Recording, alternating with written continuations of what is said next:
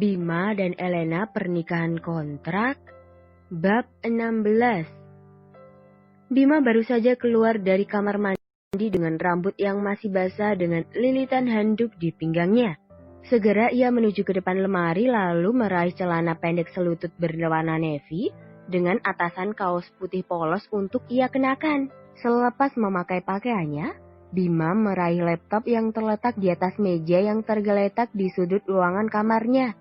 Kemudian pria tampan itu duduk di atas ranjang king size-nya sembari membuka laptop untuk mengerjakan beberapa tugas kantor yang secepatnya harus ia selesaikan. Malam sudah larut, namun Bima masih berkutat dengan pekerjaan kantor yang harus ia selesaikan secepat mungkin mengingat waktu cutinya semakin dekat. Bima masih sibuk mencoret-coret di beberapa kertas sambil sesekali menatap layar laptopnya, mencocokkan grafik keuntungan perusahaan dengan berkas-berkas yang diterima dari para bawahannya. Tak boleh ada kesalahan sedikit pun karena ia tidak boleh membiarkan ada sesuatu yang masih belum selesai sebelum ia cuti. Bima masih membaca beberapa berkas di hadapannya ketika bayangannya saat ia membantu Elena membuka resleting gaunnya tadi sore tiba-tiba mengambil fokus pikiran pria itu. Bima tersenyum tipis sambil mengingat-ingat kejadian itu. Bima masih mengingat betapa gugupnya dia saat melihat mulus dan putihnya punggung si bocah tengil yang selalu ia ajak berkelahi. Tangan Bima mendadak berkeringat dingin saat kulitnya tanpa sengaja bersentuhan dengan kulit punggung Elena. Terasa halus yang membuat Bima seolah meminta lebih. Pikirannya sempat berkelana ke alam liar saat membayangkan betapa indahnya bagian tubuh lain dari gadis yang selalu ia panggil bocah tengil itu. Bima baru tersadar bahwa Elena tidaklah seburuk yang ia katakan. Jujur saja, Elena memiliki tubuh profesional sesuai dengan tinggi badannya yang hanya 157 cm dengan bagian yang padat berisi di beberapa bagian yang pasti disukai kaum pria.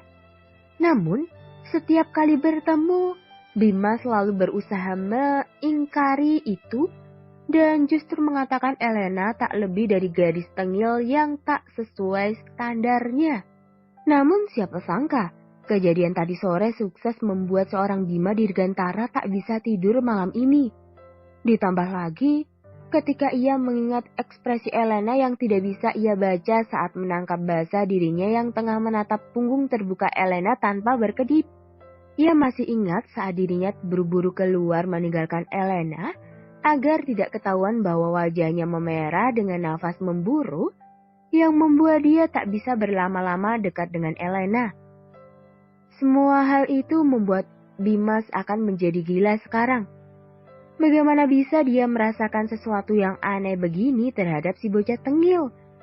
Tidak mungkin kan kalau Bima jatuh cinta kepada Elena? Ayolah kawan, itu mustahil. Pagi kembali datang seperti hari-hari sebelumnya. Elena dengan riangnya berjalan menuju ke halte bis hendak menjenguk Elio di rumah sakit. Mulai hari ini, Elena sudah mengajukan cuti sampai seminggu setelah pernikahannya selesai.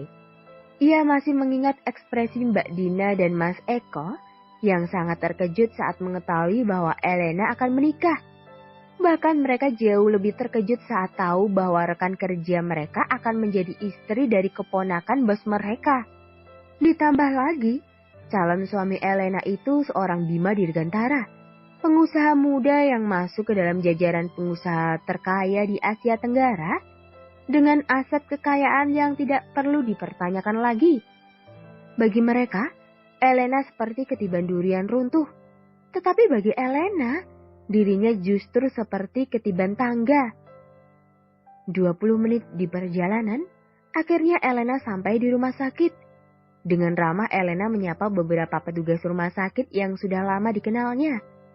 Para petugas rumah sakit yang El sapa pun balik menyapanya dengan ramah pula. Sekarang, El sudah berada di dalam ruang rawat Elio. Dia segera mendekat dan menarik kursi yang tak jauh dari tempatnya berdiri, kemudian meletakkannya tepat di samping ranjang Elio. "Hei Eli, apa kabar?" Aku mau nikah 10 hari lagi loh. Elena tertawa sendirian sambil terus melanjutkan percakapan yang mungkin saja tak pernah Elio dengar atau dibalas oleh Elio. Kamu gak ada niatan buat bangun gitu? Apa segitunya malasnya kamu datang ke pernikahanku?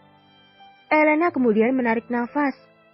Memang sih, kamu gak perlu datang juga. Soalnya pernikahan ini tuh cuma pernikahan palsu.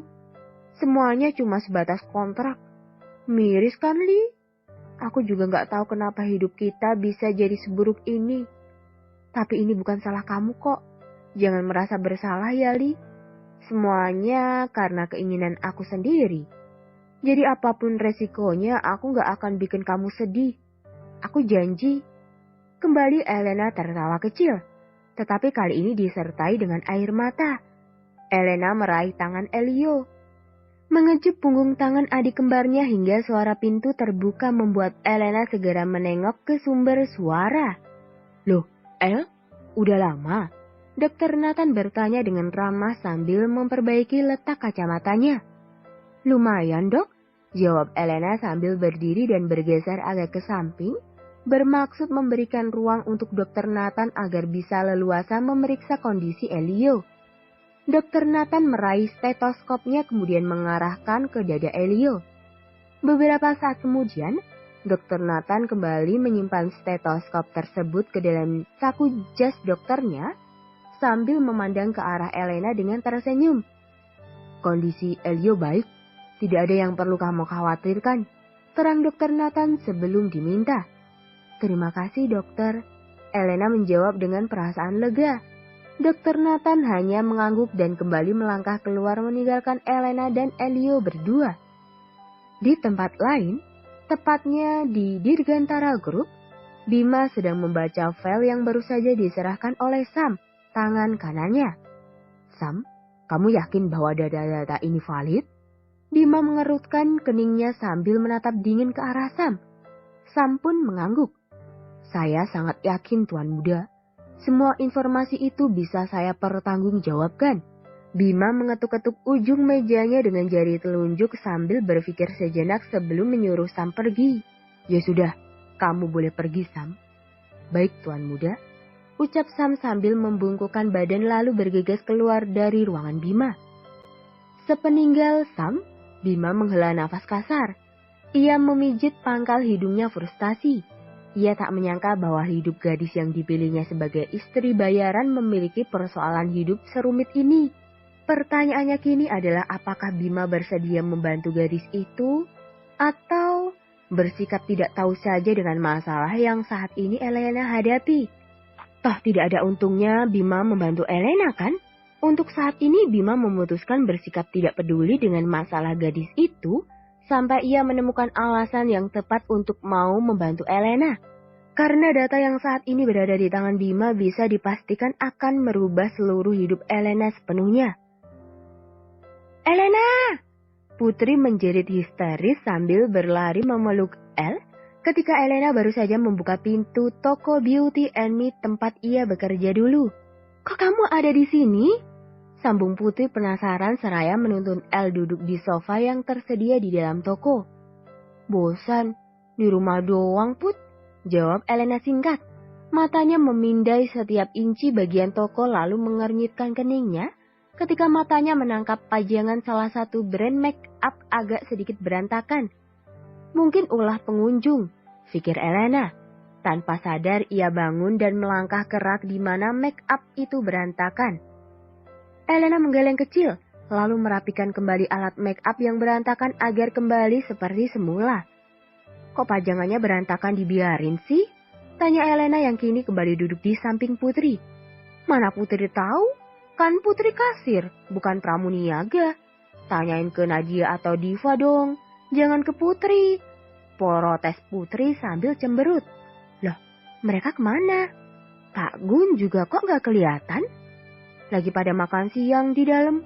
Bentar ya, Putri panggilin. Elena hanya mengangguk setuju. Tak lama berselang, Pak Gun bersama Diva dan Nadia keluar dengan raut wajah senang saat melihat keberadaan Elena di sana. Cepat-cepat Diva dan Nadia mendekat dan memeluk Elena bergantian. Setelahnya, Elena kemudian menyalimi tangan Pak Gun dengan hormat seperti biasanya. El, sudah lama kamu gak kelihatan. Gimana kerjaan kamu sekarang?